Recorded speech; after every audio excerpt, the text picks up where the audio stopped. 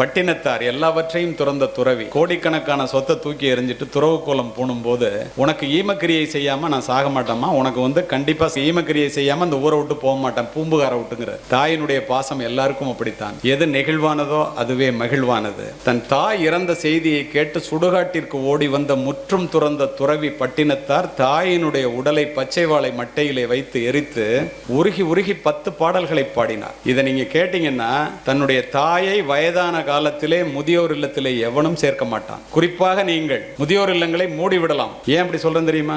இறந்து போன தாயை பார்த்து ஒரு துறவி பாடுகின்றார். 2 திங்களாய் அங்கமெல்லாம் நொந்து பெற்று பைகளன்ற போதே பரிந்தெடுத்து செய்ய இரு கைப்புறத்திலேந்தி கனகமுளை தந்தாளை எப்பிறப்பில் காண்பேனினி. பாலூட்டி சீராட்டி வளர்த்த தாயே இறந்து போயிட்டே, உன்னை எப்படி பார்ப்பேன்? முந்தி தவம் கிடந்து 300 நாள் அளவும் அந்தி பகலாய் இறைவனை ஆதரி தொந்தி சரிய சுமந்து என்னை பெற்ற தாயார் தனக்கோ எரிய தளல் மூட்டுவேன். வட்டிலிலும் தொட்டிலிலும் மார்மேலும் தோல்மேலும் கட்டிலிலும் வைத்தென்னை காதலித்து சுட்ட புறகிலிட்டு காப்பாற்றும் தாய்க்கோ விறகிலிட்டு தீ மூட்டுவேன்.